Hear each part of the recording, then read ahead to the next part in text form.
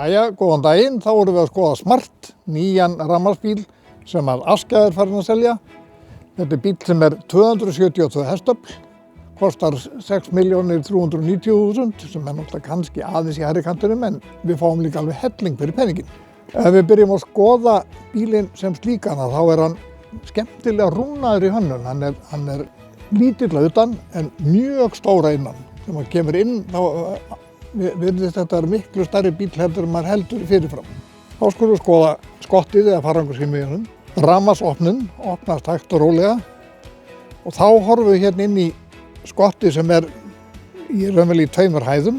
Það er frá rúmlega 270 lítrum alveg upp í rúmlega 400 lítra ef að aftursætin er rennt aðeins fram. Þannig að þetta er sveiflanleg stærð en það er samt að nota sæti til að sitja í því. Hérna undir er svo annað geymsluhólf, stærra, og þarna er hellingur á plássi. Rafmagnskaplarnir núna, hleðslukaplarnir hérna fyrir neðan. Svo lokum við þessu, þá ýtum við bara á takkan hér og þá lokast skottið aftur hægt og rólega. Þá er að skoða hvernig plássi er hérna aftur í. Sætið er frekar aftarlega og samt er með nóg pláss hérna fyrir hérna.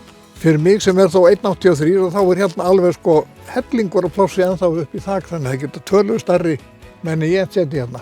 Hérna í miðjunni er svo miðjustokkur með bollahaldara hér og svo er þetta að opna aftur hér.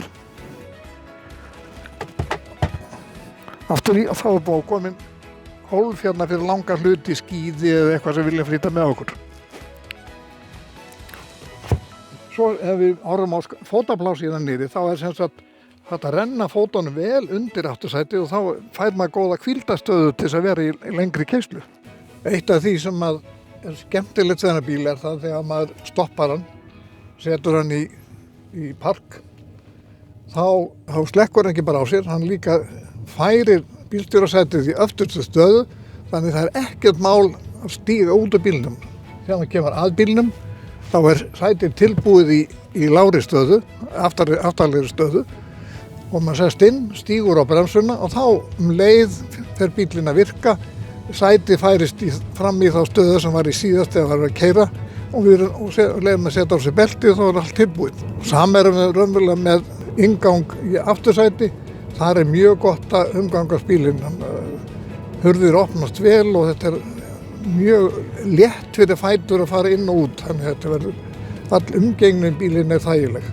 Síðan er síðast ekki síst, það kemur alveg ótrúlega mikið óvart hvað bílinn er skemmtilegur eftir því.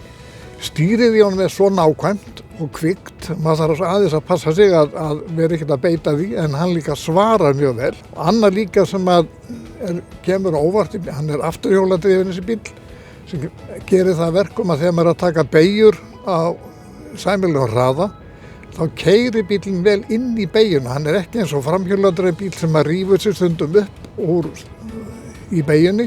Heldur bílinn fylgir bara vel þegar verið er að láta hann framkvæma það sem við viljum láta hann gera.